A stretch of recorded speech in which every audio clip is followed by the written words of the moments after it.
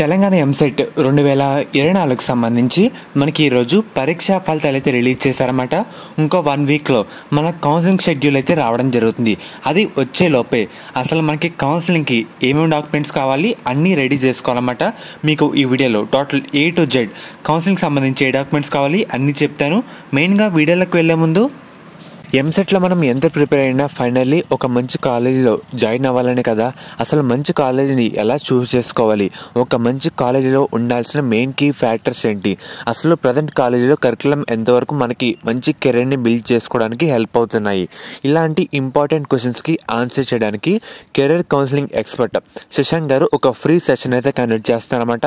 మన శశాంక్ కూడా IIT 119వ ranker and అలాగే IIT బాంబేలో చదువుకున్నారు. రీసెంట్గా ఫోర్బ్స్ అండర్ 30లో కూడా రావడం జరిగింది. ఈ సెషన్ లింక్ మీకు డిస్క్రిప్షన్లో అండ్ అలాగే కామెంట్ సెక్షన్లో కూడా యాడ్ అయితే చేస్తాను. అందరూ తప్పకుండా రిజిస్టర్ అయితే చేసుకోండి. మెయిన్గా మనకి ఫస్ట్ డాక్యుమెంట్ వచ్చేసరికి తెలంగాణ ఎంసెట్ ర్యాంక్ కార్డ్ అయితే కావాలి. మనకి ఈ రోజు మార్నింగే తెలంగాణ ఎంసెట్ అఫీషియల్ వెబ్సైట్లో ర్యాంక్ కార్డ్ అయితే రిలీజ్ చేయడం జరిగింది. మనకి ఇక్కడ ఫార్మ్స్ అనే ఆప్షన్లో వ్యూ రిజల్ట్స్ కింద డౌన్లోడ్ ర్యాంక్ కార్డ్ ఉంది కదా, అగ్రికల్చర్ అండ్ అలాగే ఫార్మసీ ఇంజనీరింగ్ అని దాని మీద ప్రెస్ చేయండి. మన registration number, EAMCET hall ticket number and అలాగే డేట్ ఆఫ్ బర్త్ ఈ 3 ఎంటర్ చేసి మన ర్యాంక్ కార్డ్ని అయితే డౌన్లోడ్ చేసుకోవచ్చు. ఒకసారి దాన్ని ప్రింట్అవుట్ అయితే తీసుకోండి, దాన్ని PDF ఫార్మాట్లో కూడా సేవ్ అయితే చేసుకోండి. అది మస్ట్ అండ్ షుడ్గా కావాలన్నమాట. తర్వాత మనకి తెలంగాణ ఎంసెట్ హాల్ టికెట్ ఇది కూడా కావాలి. మనకి ఎగ్జామ్ అయిపోయిన తర్వాత పక్కనైతే పడేయద్దు, అది చాలా ఇంపార్టెంట్ అన్నమాట. మన ర్యాంక్ కార్డ్, హాల్ టికెట్ ఈ 2 చాలా ఇంపార్టెంట్. దాని మీద డీటెయిల్స్ కూడా ఒక ఫోటో తీసుకోండి, లేదంటే ఒక దగ్గర దాచుకోండి. అండ్ అలాగే తర్వాత మన ఆధార్ కార్డ్ అయితే కావాలి.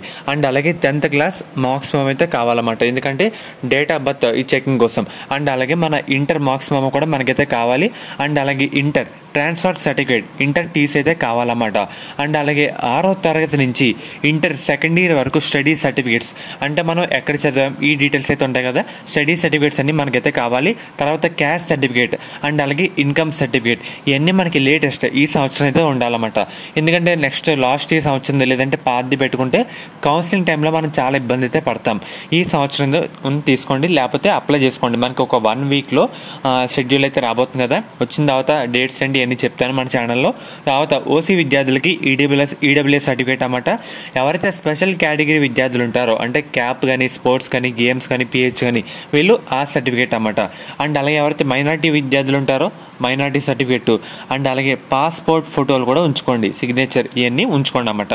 అండ్ అలాగే తర్వాత AP ఆర్ వేరే స్టేట్స్ నుంచి వచ్చే విద్యార్థులు రెసిడెంట్ సర్టిఫికేట్ కూడా దగ్గర పెట్టుకోండి. మ్యాక్సిమం ఇవన్నీ ఉంటే మనకి సరిపోతుంది.